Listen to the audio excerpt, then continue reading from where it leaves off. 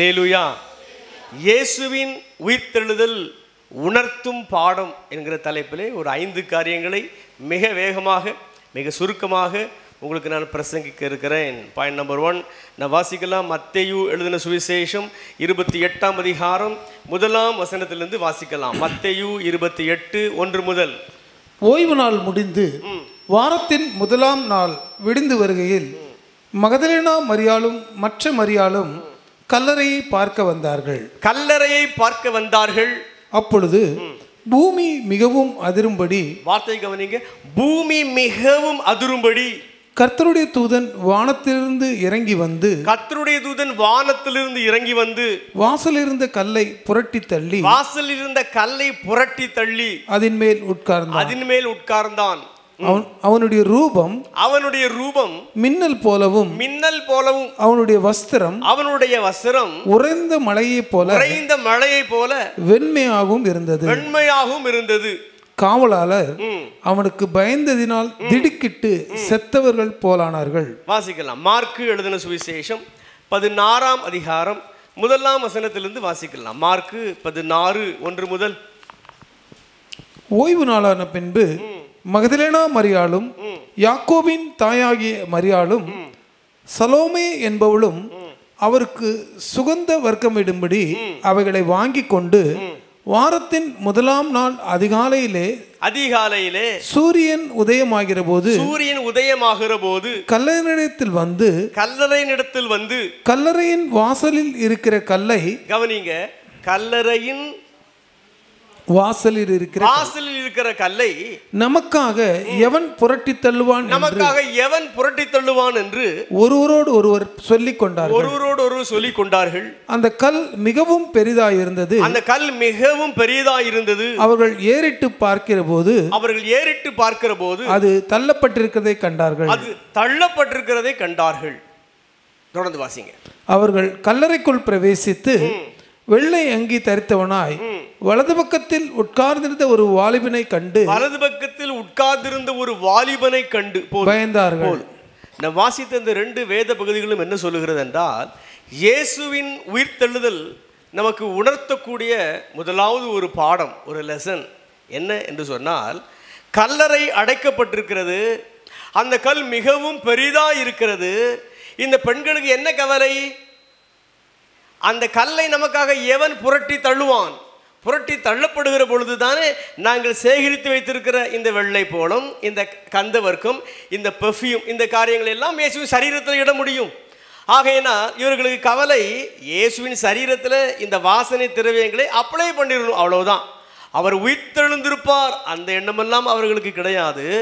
கல்லறையின் வாயிலில் அடைத்திருந்த அந்த கல்லை நமக்காக எவன் புரட்டி தள்ளுவான், அவ்வளவுதான் இந்த எண்ணம். பார்க்கிறார்கள், அது ஏற்கனவே புரட்டி தள்ளப்பட்டிருக்கிறது. என்ன சம்பவித்தது என்று சொன்னால், வேதம் தெளிவுபடுத்துகிறது, வானத்திலிருந்து ஒரு தூதன் இறங்கி வருகிறான். நான் வாசிக்க கேட்டோம். அவன் வருகிற பொழுதே பூமி அப்படியே அதிர்கிறது. கரங்களை தட்டி ஆண்டவருக்கு மகிமை செலுத்தலாமா? அல்லேலூயா. அப்பொழுது என்ன நடக்கிறது? அவன் இறங்கி வந்து வாசலின் கல்லை புரட்டி தள்ளி அதன் மேல் உட்கார்ந்திருக்கிறான். அவனுடைய சாயலை நாம் பார்க்கிறோம், அவனுடைய தோற்றத்தை நாம் பார்க்கிறோம். மின்னலை போல் அவனுடைய முகம் இருக்கிறது. அவனுடைய வஸ்திரத்தை பார்க்கிறோம், உறைந்த மழையை பார்க்கிலும் அதிகமான வெண்மையாக இருக்கிறது. அதை மார்க்கு எவ்வாறு குறிப்பிடுகிறான் பாருங்க, வாலிபன் என்று குறிப்பிடுகிறான். அப்ப தேவதூதர்கள் சிறு பிள்ளைகளை போலவும் அல்ல, முதியவர்களை போலவும் அல்ல, அவர்கள் வாலிபர்களை போல யங்கா இருக்கிறாங்க. கரங்களை தட்டாண்டதுக்கு மகிமை செலுத்துவோம். அல்லேலூயா. நல்ல கவனிங்க, இந்த கல்லறையை அடைத்திருந்த கல்லை நமக்காக எவன் புரட்டி தள்ளுவான்? கவலைப்பட வேண்டிய அவசியம் இல்லை. ஆண்டவராகிய இயேசு சீக்கிரத்தில் வரப்போகிறார். என்றைக்கு வருவார் அதை நாம் அறியோம். ஒருவேளை அதற்குள் நாம் மரித்து போனாலும், நம் மீது மிகப்பெரிய கல்லறை கட்டப்பட்டிருந்தாலும், அது கிரானைட் போடப்பட்டிருந்தாலும், எப்படிப்பட்ட விசித்திரமான பொருள்களினால் டெக்கரேட் பண்ணப்பட்டிருந்தாலும், அவருடைய வருகைக்கு முன்பதாக எந்த பில்டிங்கும் நிற்க முடியாது. தேவதூதர்களின் பணி என்ன? கல்லறைகளை உடைத்து தகர்ப்பது. இயேசுவின் கல்லறை இந்த தேவதூதனால் உடைத்து தகர்க்கப்பட்டது. அதாவது நான் என்ன சொல்ல வருகிறேன், அடைத்திருந்த அந்த கல் புரட்டி தள்ளப்பட்டது. அதுபோல நம் மீது எப்படிப்பட்ட கல்லறைகள் கட்டப்பட்டிருந்தாலும் ஆண்டவராகிய இயேசுவின் வருகையிலே தேவதூதர்களின் பணிதான் கல்லறைகளை தகர்ப்பது. எப்படி கல்லறை அடைத்திருந்த அந்த கல்லை தூதன் புரட்டி தள்ளும் போது இயேசு மகிமையாய் உயிரோடு எழும்பி வந்தாரோ, அதுபோல ஒரு நாள் நாம் மரித்தாலும் நம் மீது கட்டப்பட்டுள்ள கல்லறைகளை தேவதூதர்கள் உடைத்து தகர்ப்பார்கள். இவரை போலவே, இந்த இயேசுவை போலவே நாமும் மகிமையாய் எழுந்திருப்போம். அல்லேலூயா. அப்படி என்றால் இயேசுவின் கல்லறையை அடைத்திருந்த கல்லை இயேசுவால் புரட்டி தள்ளி வெளியே வர முடியாதா? ஒரு தூதன் தான் அதை தள்ள வேண்டுமா? அப்படி கேள்வி கேட்கக்கூடாது. அதுதான் ப்ரொசீஜர். தூதனுடைய வேலைதான் கல்லறையை தகர்ப்பது, கல்லறையை உடைப்பது, அடைத்திருந்த கல்லை தகர்ப்பது. அது தூதனுடைய வேலை தான். அதுதான் ப்ரொசீஜர். அதுபோல நம் மீது எப்படிப்பட்ட கல்லறை கட்டப்பட்டிருந்தாலும் தூதன் அதை உடைத்து தகர்ப்பான். இயேசு உயிர் தெழுந்தது நமக்கு உணர்த்தக்கூடிய பாடம். நம்முடைய கல்லறைகளும் தகர்க்கப்படும், நானும் நீங்களும் மகிமையாய் உயிரோடு எழுந்து விடுவோம். கரங்களை தேட்டாண்டதுக்கு மகிமை செலுத்தலாம். அல்லேலூயா. வாசிக்கலாம். யோவான் எழுதின சுவிசேஷம் 5ஆம் அதிகாரம் 28ஆம் வசனத்தை வாசிக்கலாம். யோவான் 5ஆம் அதிகாரம் 28ஆம் வசனம். இதை குறித்து நீங்கள் ஆச்சரியப்பட வேண்டாம். இதை குறித்து நீங்கள் ஆச்சரியப்பட வேண்டாம். ஏனென்றால் பிரேத குழிகளில் உள்ள அனைவரும், பிரேத குழிகளில் உள்ள அனைவரும் அவருடைய சத்தத்தை கேட்கும் காலம் வரும். போதும். தொடர்ந்து வீட்டில் போய் வாசி பாருங்க. இயேசு கிறிஸ்துவின் வருகையிலே பிரேத குழிகள், அதாவது கல்லறைக்குள் இருக்கிற அனைத்து சரீரங்களிலும் இயேசு வருகிறான் என்கிற தொனி கேட்கும். சரிதானா? அதனை தொடர்ந்து வாசி பாருங்க. இரு சாராரும் உயிர்ப்பிக்கப்படுகிறார்கள். நல்ல கிரியை செய்தவர்களும் உயிர்ப்பிக்கப்படுகிறார்கள், தீய கிரியைகளை செய்தவர்களும் உயிர்ப்பிக்கப்படுகிறார்கள். அதன் பிறகு ஒரு ஜட்ஜ்மெண்ட். அப்போ இயேசுவின் வருகையிலே அனைவரும் நாம் உயிரோடு கூட எழுப்பி விடுவோம். கரங்களை தட்டாண்டுக்கு மகிமை செலுத்துவோம். உயிர்த்தெழுந்தாரே, அல்லேலூயா, ஜெயித்தெழுந்தாரே, உயிருடன் எழுந்த மீட்பரே சுயன் சொந்தமானாரே, உயிருடன் எழுந்த மீட்பரே சுயன் சொந்தமானாரே, உயிர்த்தெழுந்தாரே, கல்லறை திறந்திடவே, கடும் சேவகர் பயந்திடவே, கல்லறை திறந்திடவே, கடும் சேவகர் பயந்திடவே, வல்லவரே உயிர்த்தெழுந்தாரே, வல்ல பிதாவின் செயல் இதுவே, உயிர்த்தெழுந்தாரே, அல்லேலூயா, ஜெயித்தெழுந்தாரே, உயிருடன் எழுந்த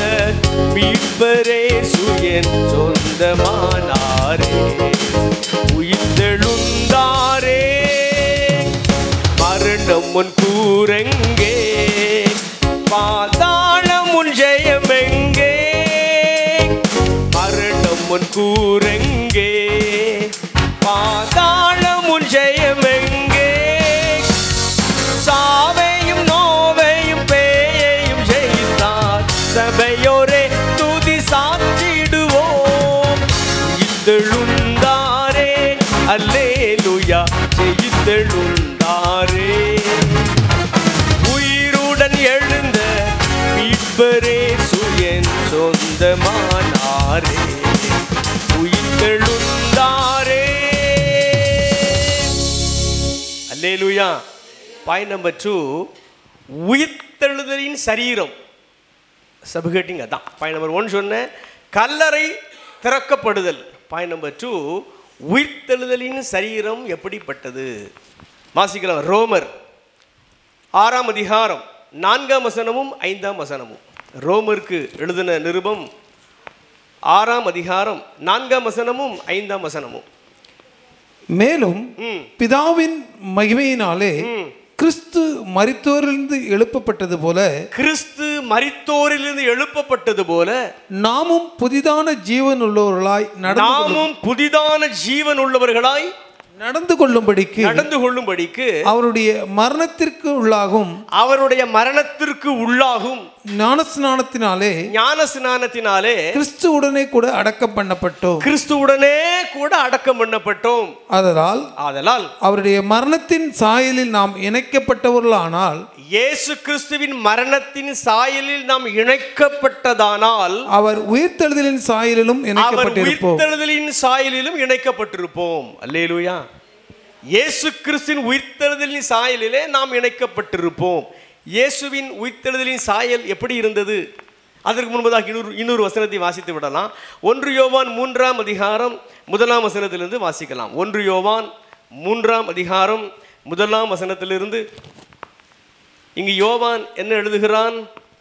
நாம் தேவனுடைய பிள்ளைகள் என்று அழைக்கப்படுவதனாலே பிதாவானவர் நமக்கு பாராட்டின அன்பு எவ்வளவு பெரிதென்று பாருங்கள். உலகம் அவரை அறியாதபடியினாலே நம்மையும் அறியவில்லை. பிரியமானவர்களே, இப்பொழுது தேவனுடைய பிள்ளைகளாயிருக்கிறோம். இப்பொழுது நாம் தேவனுக்கு பிள்ளைகளாயிருக்கிறோம். இனி எவ்விதமாய் இருப்போம் என்று இன்னும் வெளிப்படவில்லை. ஆகிலும் அவர் வெளிப்படும் போது, இயேசு வெளிப்படும் போது அவர் இருக்கிற வண்ணமாகவே நாம் அவரை தரிசிப்பதினால் அவருக்கு ஒப்பாய் இருப்போம் என்று அறிந்திருக்கிறோம். வாசிங்க. அவர் மேல் இப்படிப்பட்ட நம்பிக்கை வைக்கிற எவனும், அவர் மேல் இப்படிப்பட்ட நம்பிக்கையை வைத்திருக்கிறவன் எவனும் அவர் சுத்தம் உள்ளவராய் இருக்கிறது போல தன்னையும் சுத்திகரித்துக் கொள்கிறான். பவுலும் சரி யோவானும் சரி இருவரும் ஒரே காரியத்தை தான் எழுதி இருக்கிறார்கள். நான் வாசிக்க கேட்ட ரோமர் 6ஆம் அதிகாரம் 4 மற்றும் 5 இந்த 2 வசனங்களிலும் பவுல் என்ன சொல்கிறான்? இயேசு கிறிஸ்துவின் மரணத்தின் சாயலிலே நாம் இணைக்கப்பட்டது உண்டானால் அவருடைய உயிர்த்தெழுதலின் சாயலிலும் நாம் இணைக்கப்பட்டிருப்போம். அதைத்தான் யோவானு குறிப்பிடுகிறான். இப்பொழுது நாம் ஆண்டவராகிய இயேசு கிறிஸ்துவுக்கு பிள்ளைகளாக இருக்கிறோம். இந்த இயேசு வெளிப்படும் போது, அதாவது இந்த இயேசு வரும்போது நம்முடைய தோற்றம் எப்படி இருக்கும்? அவர் எப்படி இருக்கிறாரோ அதற்கு ஒப்பான தோற்றம், அதற்கு நிகரான தோற்றம், அவரை போலவே நாம் இருப்போம். ஆகையால் இந்த இயேசு எப்படி பரிசுத்தமாய் இருக்கிறாரோ அதுபோல நாமும் பரிசுத்தமாய் வாழ இந்த யோவான் நம்மை அழைக்கிறான். கரங்களை தட்டி ஆண்டவருக்கு மகிமை செலுத்துவோம். அல்லேலூயா. அப்போ ஒன்றை நாம் அறிய வேண்டும். இயேசுவின் உயிர்த்தெழுதலின் சரீரம் எப்படி இருந்தது அதை அறிய வேண்டும். அதை அறியும் போது ஒன்றை நாம் ஒப்புக்கொள்ளலாம், இவரை போலவே நானும் உயிர்த்தெழுந்த பின்னர் இவரை போலவே நானும் இருப்பேன். அல்லேலூயா. வாசிக்கலாம். யோவான் எழுதின சுவிசேஷம் 20ஆம் அதிகாரம் 19ஆம் வசனத்திலிருந்து சில வசனங்களை வாசிக்கலாம். யோவான் 20ஆம் அதிகாரம் 19ஆம் வசனத்திலிருந்து. வாரத்தின் முதல் நாளாகிய அன்றைய தினம் சாயங்கால வேளையிலே சீஷர்கள் கூடியிருந்த இடத்தில் யூதர்களுக்கு பயந்திருந்ததினால் கதவுகள் பூட்டி இருக்கையில் இயேசு வந்து நடுவே நின்று தொடர்ந்து 26 மறுபடியும் 8 நாளைக்கு பின்பு அவருடைய சீஷர்கள் வீட்டுக்குள்ளே இருந்தார்கள். தோமாவும் அவர்களுடனே கூட இருந்தான். கதவுகள் பூட்டப்பட்டிருந்தது. அப்பொழுது இயேசு வந்து நடுவே நின்று. நான் வாசித்த இந்த 2 பகுதிகளும் சொல்லுகிறது, சீஷர்கள் யூதர்களுக்கு பயந்து பூட்டப்பட்டுள்ள அறைக்குள் இருக்கிற பொழுது இயேசு உள்ளே வந்து விட்டார். அப்படி என்றால் நமக்கு என்ன தோன்றுகிறது? இயேசு ஆவியாய் இருக்கிறார், ஆகையினால் தான் பூட்டப்பட்டுள்ள அறைக்குள் அவர் வந்திருக்கிறார். இந்த வேத பகுதி முழுவதையும் நீங்கள் வாசித்து பாருங்கள். உள்ளே வந்த இயேசு என்ன சொல்லுகிறார் தெரியுமா? என்னை தொட்டு பாருங்கள் என்று சொல்லுகிறார். குறிப்பாக தோமா அவரை தொட்டு பார்க்கிறான். இன்னொரு காரியத்துக்கு வாங்க. லூக்கா எழுதின சுவிசேஷம் 24ஆம் அதிகாரம் 36 லூக்கா 24ஆம் அதிகாரம் 36ஆம் வசனத்திலிருந்து வாசிக்கலாம். அவர் பேசிக் கொண்டிருக்கையில் இயேசுதாமே அவர்கள் நடுவிலே நின்று உங்களுக்கு சமாதானம் என்றார். அவர்கள் கலங்கி பயந்து ஒரு ஆவியை காண்கிறதாக நினைத்தார்கள். வார்த்தை கவனிங்க. ஒரு ஆவியை காண்கிறதாக நினைத்தார்கள். அவர் அவர்களை நோக்கி, நீங்கள் ஏன் கலங்குகிறீர்கள்? உங்கள் இருதயங்களில் சந்தேகங்கள் எழும்புகிறது என்ன? நான் தான் என்று அறியும்படி என் கைகளையும் என் கால்களையும் பாருங்கள். என்னை தொட்டு பாருங்கள். என்ன சொல்றாரு பாருங்க? என்னை தொட்டு பாருங்கள். நீங்கள் காண்கிறபடி, நல்ல கவனிங்க, நீங்கள் காண்கிறபடி எனக்கு மாம்சமும், வார்த்தை கவனிங்க, எனக்கு மாம்சமும் எலும்புகளும் உண்டாயிருக்கிறது போல ஒரு ஆவிக்கும் இராதே என்று சொல்லி தம்முடைய கைகளையும் கால்களையும் அவர்களுக்கு காண்பித்தார். ஆனாலும் சந்தோஷத்தினால் அவர்கள் இன்னும் விசுவாசியாமல் ஆச்சரியப்படுகையில் புசிக்கிறதற்கு ஏதாகிலும் இங்கே உண்டா என்று அவர் புசிக்கிறதுக்கு ஏதாகிலும் இங்கே உண்டா என்று இயேசு கேட்கிறார். அப்பொழுது பொரித்த மீன் கண்டத்தையும் தேன் கூட்டு துணிக்கையையும் அவருக்கு கொடுத்தார்கள்.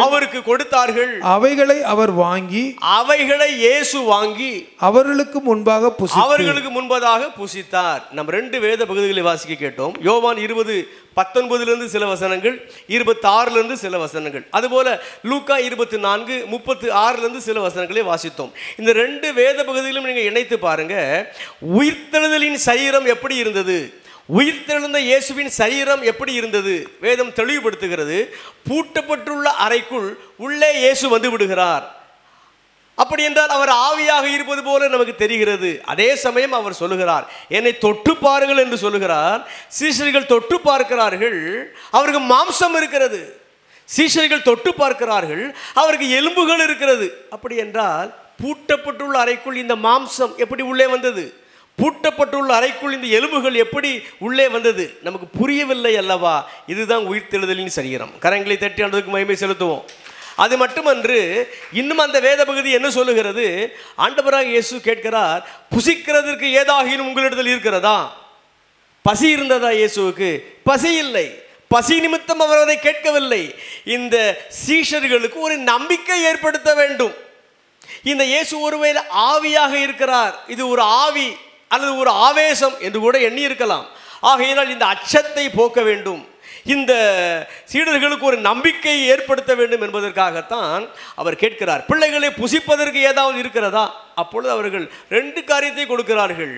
ஒன்று பாருங்க, பொரித்த மீன் கண்டம், இன்னொன்று பாருங்க தேன் கூட்டு துணிக்கை. இவ்விரண்டையும் இயேசுவுக்கு கொடுக்கிறார்கள். இயேசு அதை வாங்கி புசிக்கிறார். பசி நிமித்தம் அல்ல, அவர்களுக்குள் ஒரு விசுவாசத்தை கட்டி எழுப்பும் வண்ணமாக புசித்து காண்பிக்கிறார். அப்படி என்றால் நான் என்ன சொல்ல வருகிறேன்?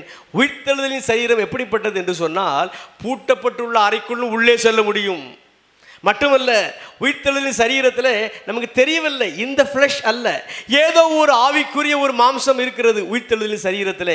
இந்த எலும்புகள் அல்ல, ஏதோ ஒரு ஆவிக்குரிய எலும்புகள் உயிர்த்தெழுதலின் சரீரத்தில் இருக்கிறது. அது மட்டுமல்ல, இந்த உயிர்த்தெழுதலின் சரீரம் எப்படிப்பட்டது என்று சொன்னால் புசிக்க முடிகிறது. ஆகையினால் தான் வெளிப்படுத்தின விசேஷம் 2ஆம் அதிகாரம் 7ஆம் வசனம் சொல்லுகிறது, ஆண்டவர் பரலோக ராஜ்யத்தில் அல்லது பரதீசிலே நாம் உண்ண வேண்டும் என்பதற்காக அவர் ஜீவ விருட்சத்தை வைத்திருக்கிறார். இன்னும் கூட வெளிப்படுத்தின விசேஷம் 2ஆம் அதிகாரம் கடைசி பகுதியை வாசித்து பார்த்தால், நாம் உண்ண வேண்டும் என்பதற்காக மறைவான மன்னாவை அவர் வைத்திருக்கிறார். அப்ப நீங்களும் நானும் ஆண்டவராக இயேசுவின் வருகையிலே நாம் உயிர்ப்பிக்கப்படுகிற பொழுது நம்முடைய தோற்றம் எப்படி இருக்கும் என்று சொன்னால், இந்த இயேசுவின் தோற்றம் எப்படி இருந்ததோ அதே போல இருக்கும். இன்னும் கூட லூக்கா எழுதின சுவிசேஷம் 24ஆம் அதிகாரத்தை நீங்கள் வாசித்து பாருங்க. எம்மாவுக்கு போகிற சீஷர்களோடு இவர் பேசிக்கொண்டே இருக்கிறார். அதே சமயம் அந்த கிராமம் அருகிலே இந்த இயேசு அவர்களோடு வந்து விடுகிறார். கடைசியில் அந்த சீஷர்கள் சொல்லுகிறார்கள், அந்தி நேரமாகிவிட்டது, ஐயரே எங்களோடு தங்கியிரும். இயேசு சற்று நேரம் அவர்களோடு தங்கி குறிப்பாக அப்பத்தை பிட்டு கொடுக்கிறார். அப்பொழுது இயேசு பாருங்க மறைந்து விடுகிறார், அவர்களின் கண்கள் திறக்கப்படுகிறது. அப்போ இந்த மாம்சமும் எலும்புகளும் இவருக்கு இருக்கிறது என்று நான் வேதத்தில் பார்த்தோம். திடீரென்று அவர் மறைந்து விடுகிறார், டிஸப்பியர் ஆகக்கூடிய ஒரு காரியமும் இருக்கிறது. விளங்காத ஆனால் உண்மையான இந்த இயேசுவின் சாயல், உயிர்த்தெழுதலின் தோற்றத்தை நீங்களும் நானும் அவருடைய வருகையிலே நாமும் உயிர்ப்பிக்கப்பட்ட பின்னர் இதே சரீரத்தை இதே தோற்றத்தை நாமும் பெற்றுக்கொள்வோம். இதுதான் உயிர்த்தெழுந்த இயேசு நமக்கு உணர்த்துகிற ஒரு பாடம். கரங்களை தட்டி மகிமை செலுத்துவோம். இதே காரியத்தை பவுலும் எழுதியிருக்கிறான் பாருங்க, ரொம்ப அற்புதமான ஒரு விளக்கத்தை கொடுத்திருக்கிறான். வாசிக்கலாம். 1 கொரிந்தியர் 15ஆம் அதிகாரம் 42ஆம் வசனத்திலிருந்து வாசிக்கலாம். 1 கொரிந்தியர் 15ஆம் அதிகாரம் 42 மரித்தோரின் உயிர்த்தெழுதலும் அப்படியே இருக்கும். மரித்தோரின் உயிர்த்தெழுதலும் அப்படியே இருக்கும். அழிவுள்ளதாய் விதைக்கப்படும், அழிவில்லாததாய் எழுந்திருக்கும். கனவீனமுள்ளதாய் விதைக்கப்படும், மகிமையுள்ளதாய் எழுந்திருக்கும். பலவீனமுள்ளதாய் விதைக்கப்படும், பலமுள்ளதாய் எழுந்திருக்கும். ஜென்ம சரீரம் விதைக்கப்படும், ஆவிக்குரிய சரீரம் எழுந்திருக்கும். 49 மேலும் மேலும் மன்னானுடைய சாயலை நாம் அணிந்திருக்கிறது போல, மண்ணான மனுஷன் ஆதாமின் சாயலை நாம் அணிந்திருக்கிறது போல வானவருடைய சாயலையும் அணிந்து கொள்வோம். வானவருடைய சாயலையும் அணிந்து கொள்வோம். அப்போ இந்த உயிர்த்தெழுதலின் சாயல், உயிர்த்தெழுதலின் சரீரத்தை குறித்து பவுல் என்ன குறிப்பிடுகிறார்? இப்பொழுது நம்முடைய சரீரத்தை நாம் பார்ப்போம். இது அழிவுள்ள சரீரம். ஒரு நாள் இது அழிந்து போகும். நாம் அடக்கம் பண்ணப்படுகிற அந்த நாள் அல்லது நாம் விதைக்கப்படுகிற அந்த நாள் இந்த மாம்சம் அழிந்து போய்விடும். ஆனால் அவர் நம்மை உயிர்ப்பிக்கிற பொழுதோ இதே தோற்றத்தில் அல்ல, அழிவே இல்லாத ஒரு பாடி நமக்கு கொடுக்கப்படுகிறது. அல்லேலூயா. இந்த சரீரத்தில் அநேக வியாதிகள் நமக்கு வருகிறது அல்லது வந்து போகிறது, அல்லது மரிக்கும் வரைக்கும் வியாதிகள் இருக்கிறது. பலவீனமுள்ள சரீரம்தான். ஆனால் நாம் உயிர்ப்பிக்கப்படுகிற பொழுது இத்தகைய பலவீனங்கள் மறுபடியும் நம்மை தாக்காது, இருக்காது. பலமுள்ள ஒரு சரீரமாக நாம் எழுந்திருக்க போகிறோம். இப்பொழுது நம்முடைய சரீரம் கனவீனமான ஒரு சரீரம். நம்முடைய சார் அழகாக சாட்சி சொன்னாங்க. அவங்க எவ்வளோ ஹைட் இருக்காங்க பாருங்கள். அவங்க ஹைட்டுக்கும் என் ஹைட்டுக்கும் ஒப்பிட்டு பாருங்கள். அவங்க எவ்வளோ ஹைட் இருக்கு, எவ்வளோ ஷார்ட்டாக இருக்கேன். அதுபோல் சிலர் நல்ல கலராக இருக்காங்க, சிலர் கருப்பாக இருக்காங்க. அப்படி தானே? அப்போது அநேகருக்கு நம்முடைய சரீரத்தின் தோற்றத்தை பார்க்கும் பொழுது கனவீனமாய் தோன்றுகிறது. பரவாயில்ல, அவர் நம்மை உயிர்ப்பிக்கிற பொழுது இதுபோன்ற கனவீனமான சரீரத்தோடு அல்ல, கனமுள்ள ஒரு சரீரமாக நாம் எழும்ப போகிறோம். கரங்களை தேற்றளவுக்கு மகிமை செலுத்தலாமா? இன்னும் 1 கொரிந்தியர் 15:49 பாருங்க. ஆதாம் மண்ணான மனுஷன், ஆதாமின் சாயலை இன்றைக்கு நாம் அணிந்திருக்கிறோம். அவர் நம்ம உயிர்ப்பிக்கிற பொழுது இது போல அல்ல, வானவருடைய சாயல், வானத்திலிருந்து இறங்கி வந்த அந்த இயேசுவின் சாயலை நாம் அணிந்து கொள்ள போகிறோம். இவ்வளவு வசனத்தை ஒப்பிட்டு பாருங்க. ஒரு நாள் இயேசு வெளிப்படுவார், அவருக்கு ஒப்பான தோற்றம், அவருக்கு இணையான தோற்றம் என்று யோவான் சொல்லுகிறானே. அப்படி சொல்லிவிட்டு என்ன சொல்லுகிறான்? நான் வாசிக்க கேட்டோமே 1 யோவான் 3ஆம் அதிகாரத்தில், இந்த நம்பிக்கை நமக்கு இருக்கிறபடியால் அவர் எப்படி சுத்தமாக இருக்கிறாரோ அதுபோல நாமும் பரிசுத்தமாக இருக்க வேண்டுமாம். அல்லேலூயா. அதுதான் காரியம். அவர் நம்மை உயிர்ப்பிக்கிற பொழுது அவரை போன்ற சரீரத்தை நாமும் பெறப்போகிறோம். அப்படி என்றால் அந்த ஆண்டவர் சொன்னாரே, நான் பரிசுத்தர், ஆகையால் நீங்களும் பரிசுத்தராயிருங்கள். இந்த இயேசுவின் பரிசுத்தம் எத்தகையது? இந்த இயேசுவின் பரிசுத்தம் எப்படிப்பட்டது? அதே பரிசுத்தம், அதற்கு நிகரான, அதற்கு இணையான ஒரு பரிசுத்தத்தை நாமும் வாழ ஆண்டவர் நம்மை அழைக்கிறார். நம்மால் அது இயலாது, ஆனால் அவருடைய கிருபையினால் அவர் நம்மை வாழ வைக்க முடியும். அல்லேலூயா. அதனால தான் அவர் சொன்னார், நான் பரிசுத்தர், ஆகையால் நீங்களும் பரிசுத்தராக இருங்கள். நம்முடைய பார்வையிலும் சரி, நம்முடைய பேச்சிலும் சரி, நம்முடைய ஆக்டிவிட்டியிலும் சரி, நம்முடைய அனைத்து செயல்பாடுகளிலும் சரி, நாம் பரிசுத்தத்தை வாழ்ந்து காட்ட வேண்டும். நம்மை குத்தினாலும் நம்மை அடித்தாலும் பரிசுத்தத்தை கக்க வேண்டும். காரணம் அவர் பரிசுத்தர். அல்லேலூயா. பாயிண்ட் நம்பர் 3, மூன்றாவது, இயேசு கிறிஸ்துவின் உயிர்த்தெழுதல் நமக்கு உணர்த்துகிற இன்னொரு ஒரு பாடம், அதை நாம் கற்றுக்கொள்ளலாம். அதிகாலையில் தரிசனம். வாய்ப்பு வந்து எழுதிக்குவாங்க. அதிகாலையில் தரிசனம். வாசிங்க பாப்போம்.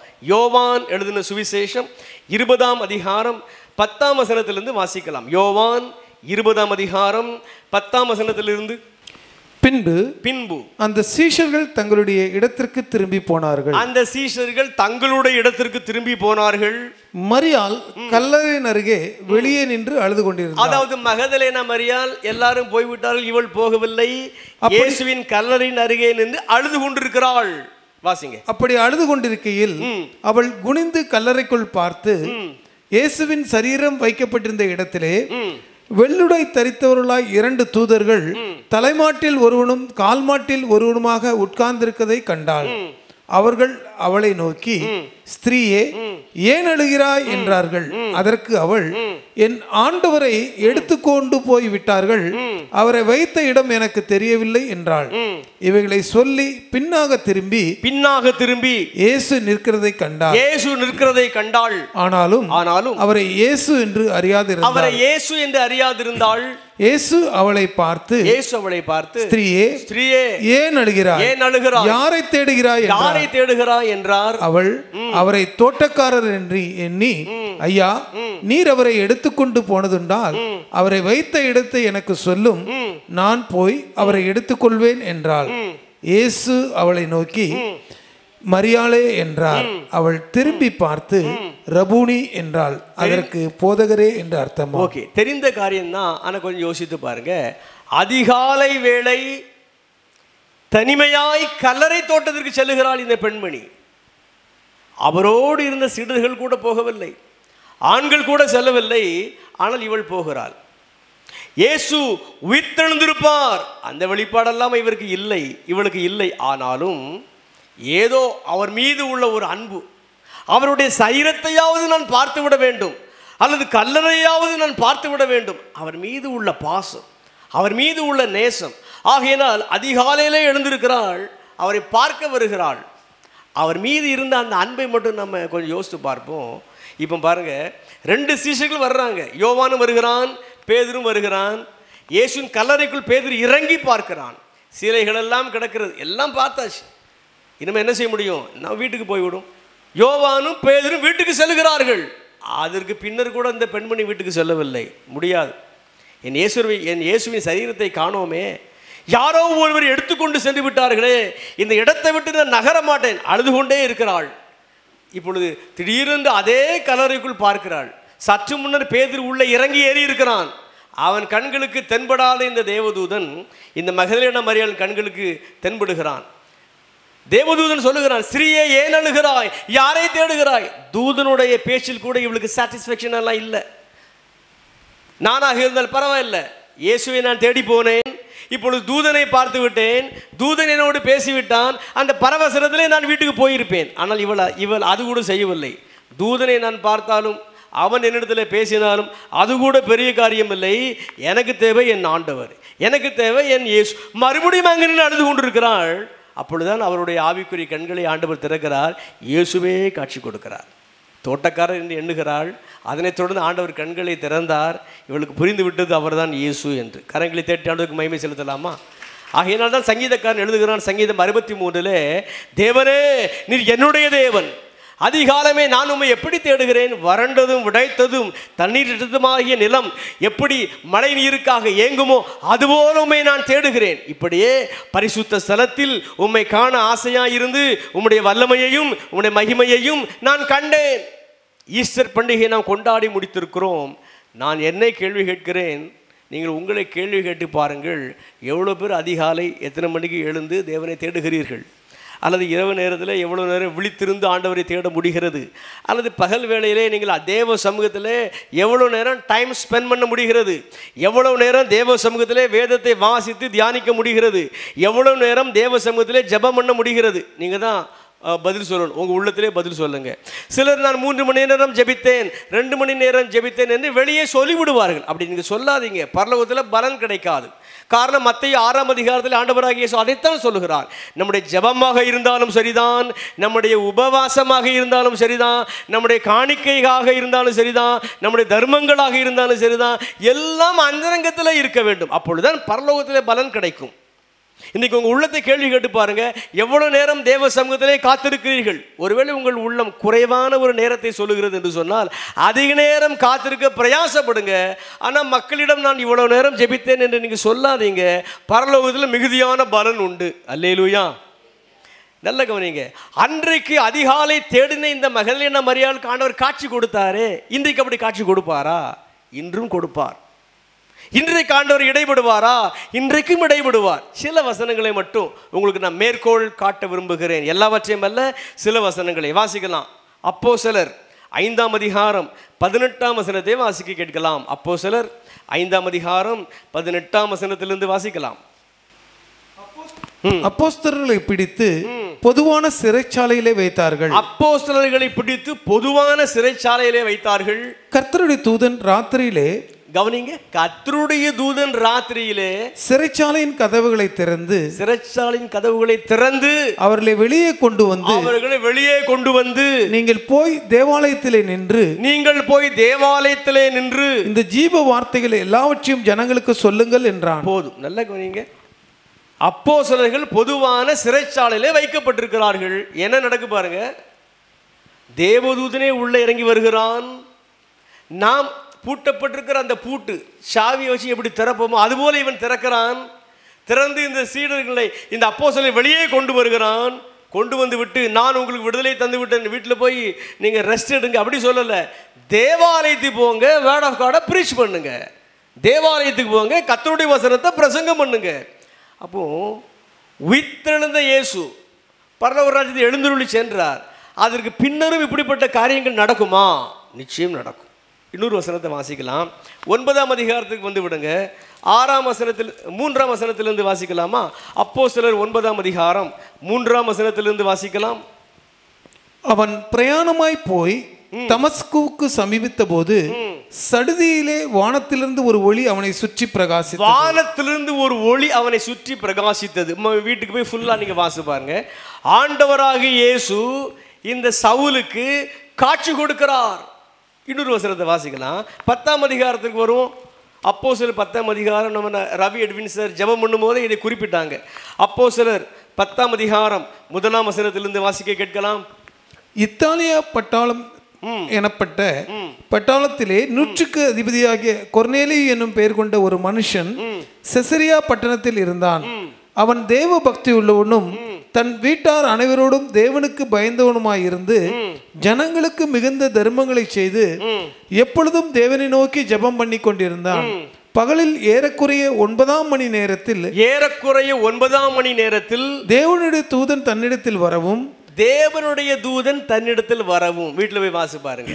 சரிதானா? அடுத்த வசனத்துக்கு வாங்க. அதே 10ஆம் அதிகாரம் 9ஆம் வசனத்திலிருந்து வாசிக்கலாமா? அப்போஸ்தலர் 10:9. மறுநாளிலே அவர்கள் பிரயாணப்பட்டு அந்த பட்டணத்திற்கு சமீபித்து வருகையில் பேதுரு 6ஆம் மணி நேரத்திலே ஜெபம் பண்ணும்படி மேல் வீட்டில் ஏறினான். பேதுரு 6ஆம் மணி நேரத்திலே ஜெபம் பண்ணும்படிக்கு மேல் வீட்டறைக்கு ஏறினான். அவன் மிகுந்த பசியடைந்து சாப்பிட மனதாய் இருந்தான். அதற்கு அவர்கள் ஆயத்தம் பண்ணுகையில் அவன் ஞான திருஷ்டி அடைந்து வானம் திறந்திருக்கிறதா. தொடர்ந்து வீட்டில் போய் நீங்க வாசி பாருங்க. ஞான திருஷ்டி அடைந்து அவனுக்கு ஒரு தரிசனம் கிடைக்கிறது. 12ஆம் அதிகாரத்துக்கு வாங்க. அப்போஸ்தலர் 12ஆம் அதிகாரம் 6ஆம் வசனத்திலிருந்து வாசிக்கலாம்.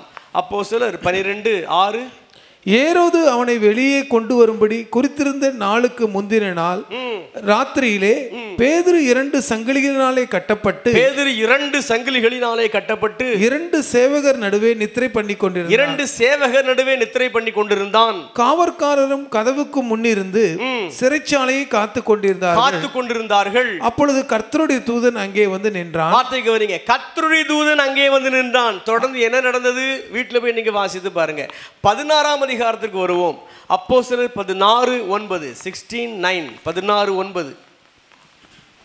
அங்கே ராத்திரியிலே பவுலுக்கு ஒரு தரிசனம் உண்டாயிற்று. கவனிங்க, ராத்திரி வேளையிலே பவுலுக்கு ஆண்டவர் ஒரு தரிசனத்தை காண்பிக்கிறார்.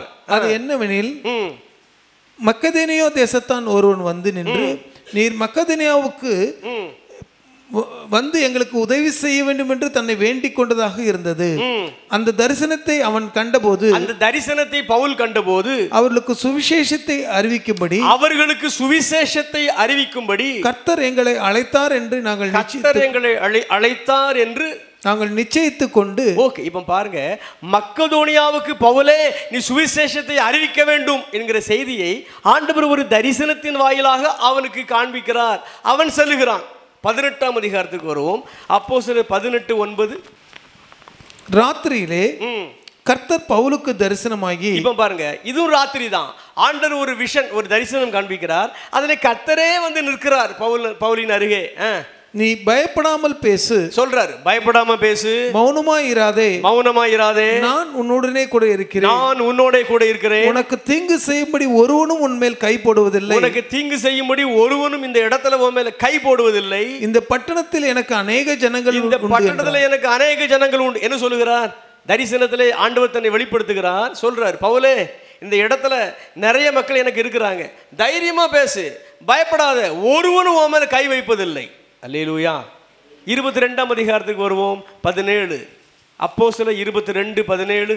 பின்பு நான் எருசலேமுக்கு திரும்பி வந்து, பவுல் சொல்றான், நான் எருசலேமுக்கு திரும்பி வந்து தேவாலயத்திலே ஜெபம் பண்ணி கொண்டிருக்கையில் ஞான திருஷ்டி அடைந்து ஆண்டவரை தரிசித்தேன். அவர் என்னை நோக்கி. ஓகே, தொடர்ந்து நீங்க வீட்டுல போய் வாசி பாருங்க. இப்போ வாங்க 23ஆம் அதிகாரத்திற்கு வருவோம். 11ஆம் வசனம். அப்போஸ்தலர் 23:11.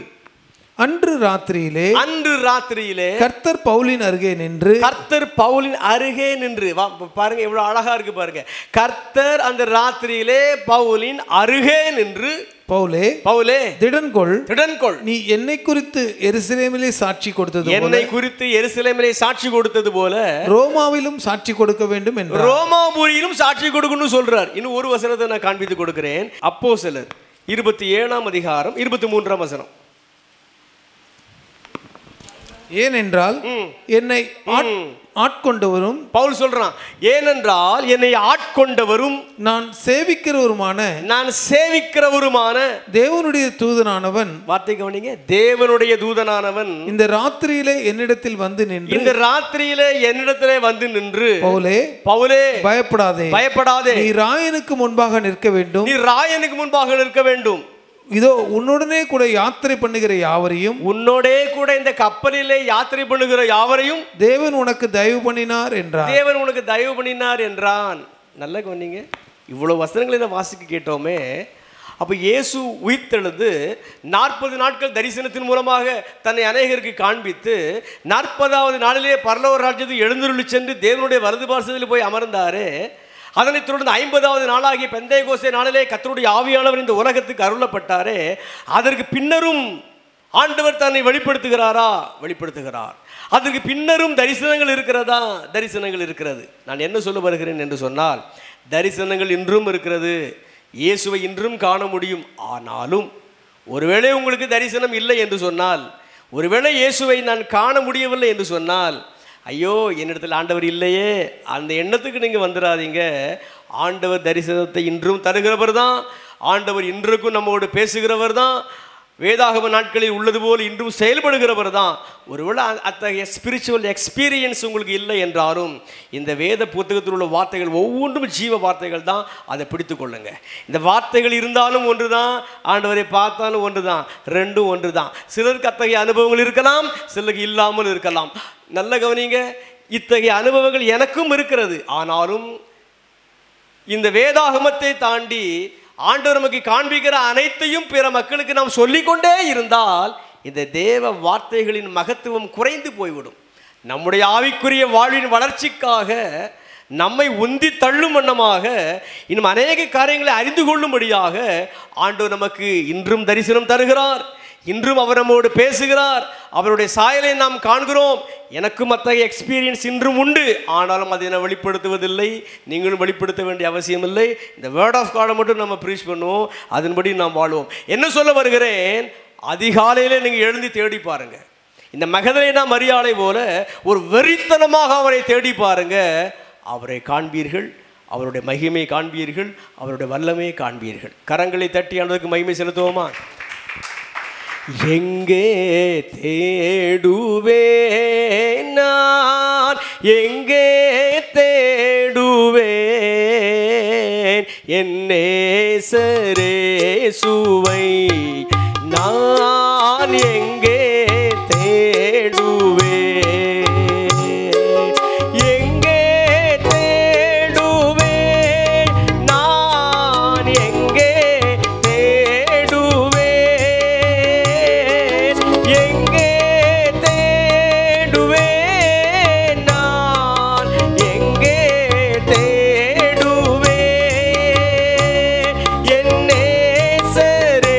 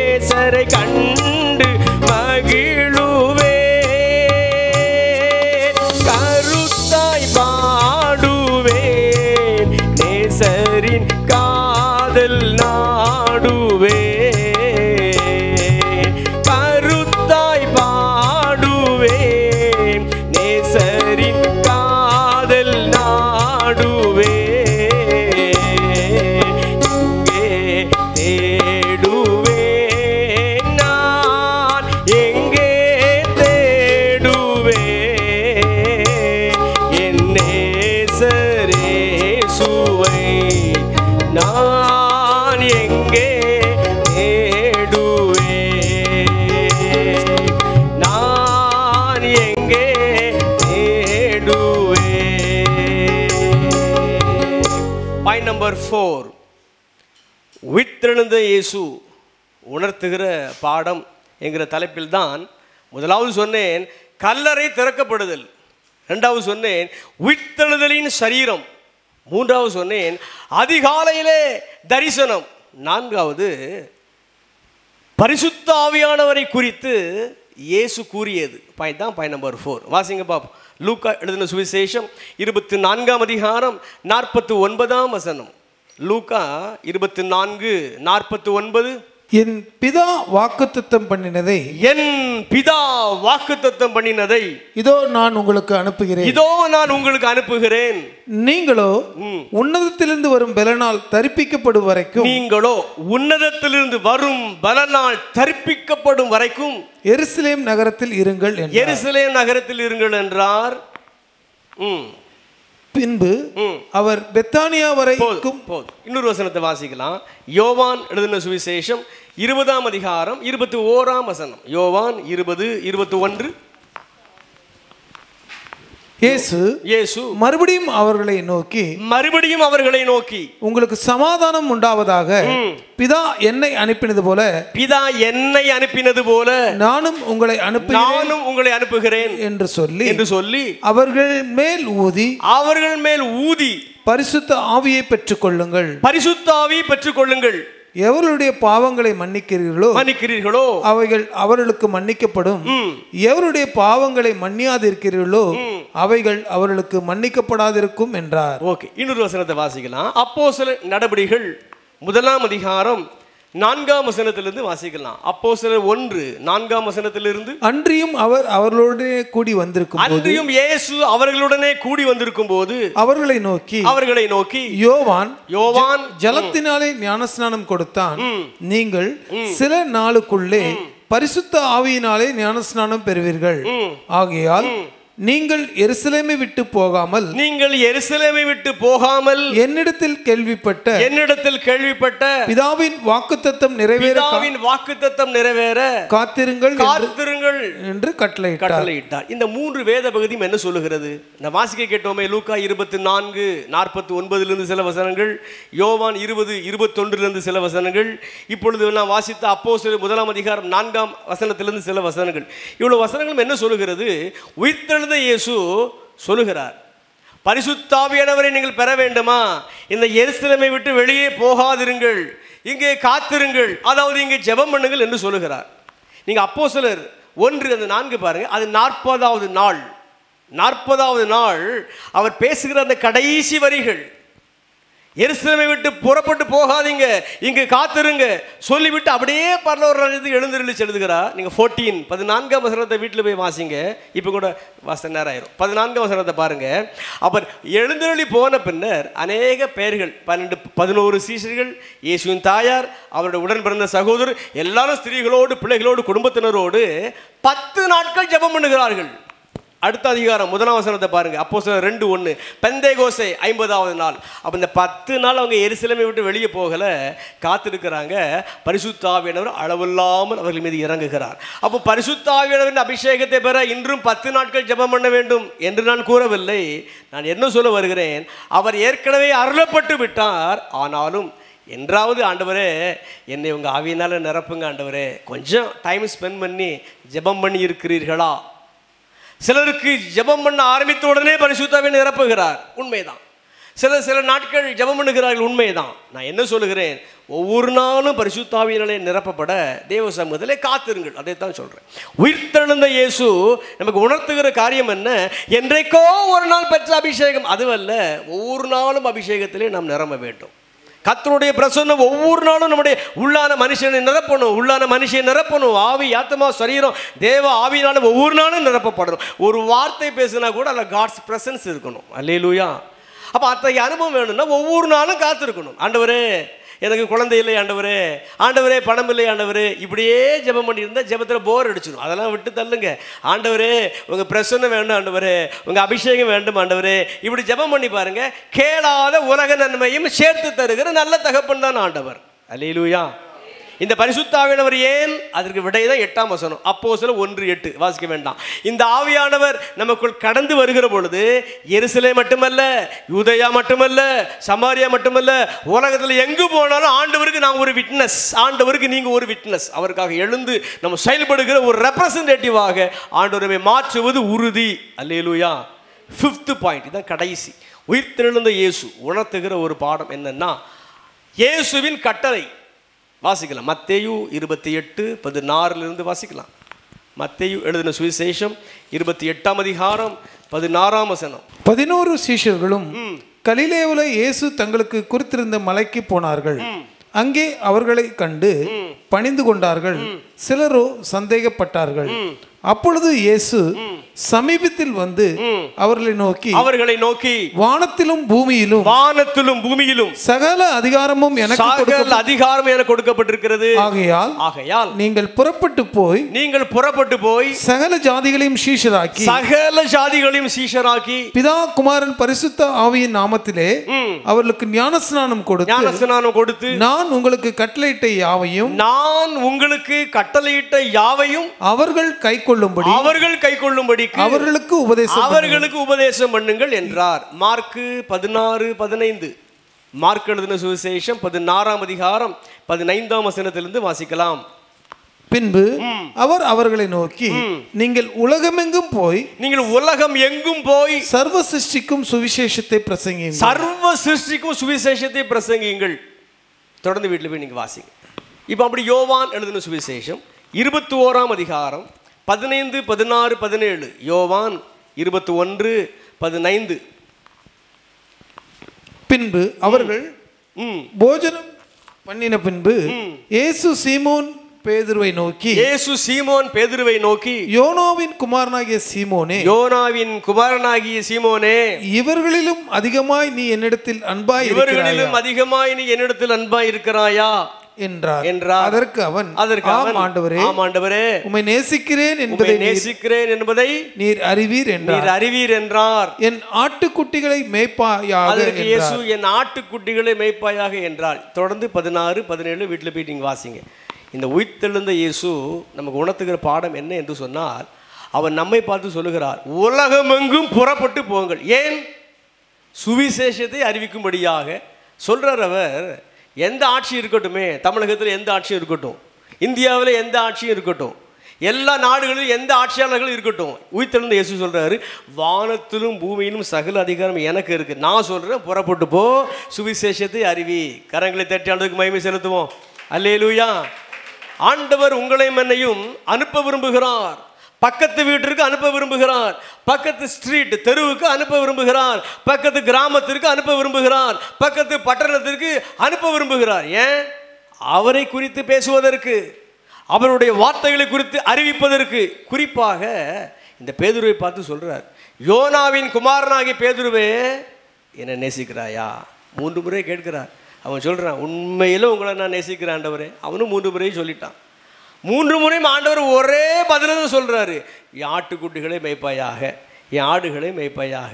யோவான் 10ஆம் அதிகாரத்தை வீட்டில் போய் வாசி பாருங்க. ஆடுகள், இந்த பதம் எதை குறிக்கிறது? நம் மக்களை தான். அவர் மக்களாகி நம்மை ஆடுகளாகவே பாவிக்கிறார். அந்த இயேசு தன்னை ஆடுகளுக்கு மேய்ப்பனாகவே பாவிக்கிறார். அப்போ மக்கள் என்கிற இந்த ஆடுகள் என்கிற பதம் மக்களை குறிக்கக்கூடிய பதம் தான். மெய்ப்பன் என்கிற பதம் இயேசுவை குறிக்கக்கூடிய ஒரு பதம் தான். ஆண்டவர் உங்களையும் என்னையும் பார்த்து உயிர்த்தெழுந்த இயேசு கேட்கிறார், எம்மா நீங்கள் என்கிட்ட அன்பா இருக்கீங்களா கேட்குறார். ஐயா நீங்கள் என்கிட்ட அன்பா இருக்கிறீங்களா? என்னை பார்த்து கேட்குறார், எப்பா என்கிட்ட அன்பா இருக்கிறாயா? நாம் சொல்லுகிறோம், அன்பா இருக்கிறேன் ஆண்டவரே. அப்போ ஆண்டவர் சொல்கிறாரு, நீ என்கிட்ட அன்பா இருக்கிறா என்பதை நான் எப்படி அறிந்து கொள்வேன் தெரியுமா? அநேக சின்ன பிள்ளைகளாகிய ஆட்டுக்குட்டிகளை, அநேக பெரியவர்களாகிய ஆடுகளை என் சத்திய வசனத்துக்குள்ள நீ மேய்ச்சா நீ என்கிட்ட அன்பா இருக்கிறா என்பதை நான் அறிந்து கொள்வேன். கரங்களை தட்டி ஆண்டவருக்கு மகிமை செலுத்தலாமா? அல்லேலூயா. நல்லா தெரியும் நமக்கு, ஒரு மனிதன் பாவியாக மரித்தால் பாதாளம் சொல்லுகிறான், நல்லா தெரியும் நமக்கு, ஒரு நாள் இயேசு வரப்போகிறார். த டே ஆஃப் ஜட்ஜ்மெண்ட், ஒரு நியாய தீர்ப்பு ஒன்று இருக்கிறது. நமக்கு நல்லா தெரியும், ஒரு பரலோகம் ஒரு நரகம் இருக்கு, நல்லா தெரியும். இந்த சூழ்நிலையில மக்கள் மீது நமக்கு அன்பு இருக்கிறதா? ஆண்டவர் மீது நமக்கு அன்பு இருக்கிறதா?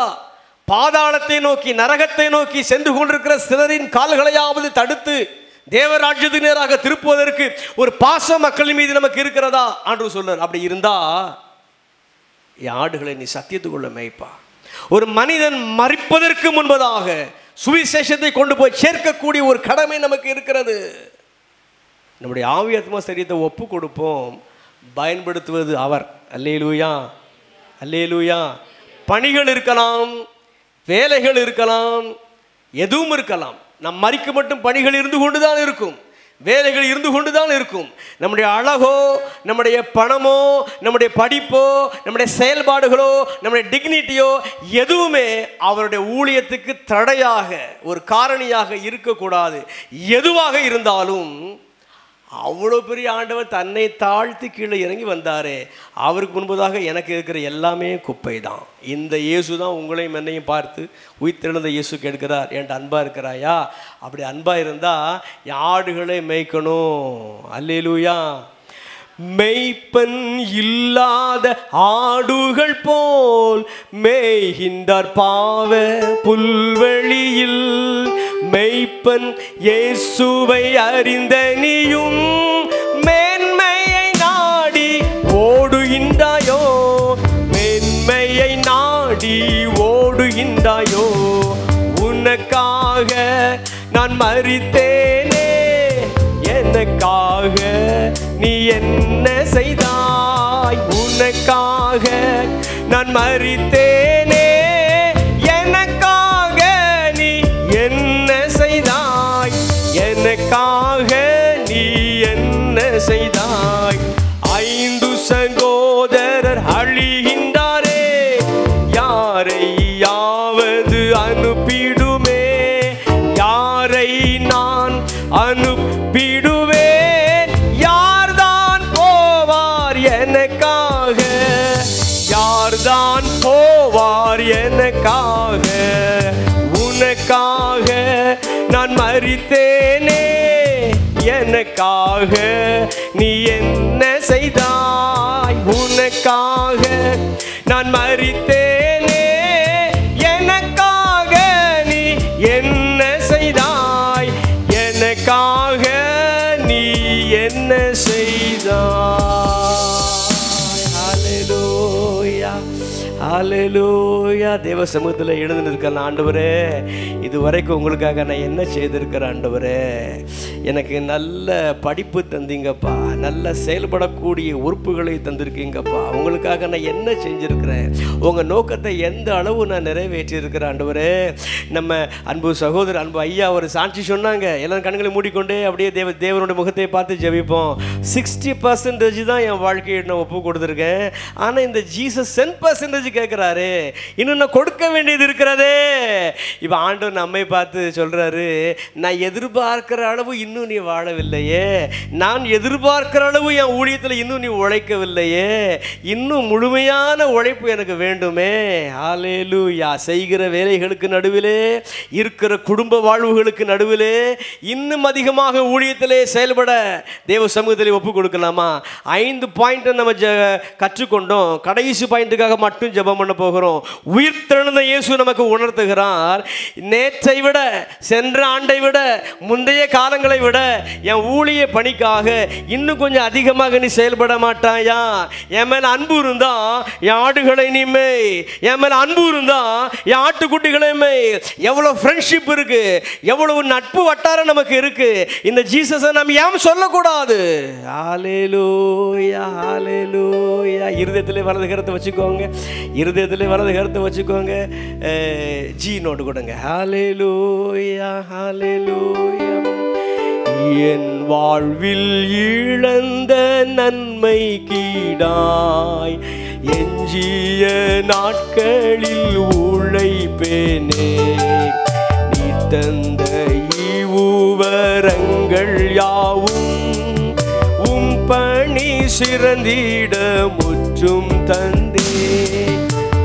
அனைத்தும் கிறிஸ்துவுக்கே, எந்த அனைத்தும் அர்ப்பணமே, என் முழு தன்மைகள் ஆவல்களும் அனைத்தும் கிறிஸ்துவுக்கே,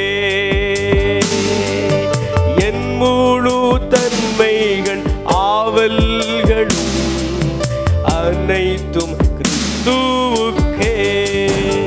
இயேசு கிறிஸ்துவின் மூலம் ஜெபிக்கிறோம், அங்கீகரியும் நல்ல பிதாவே, ஆமென்.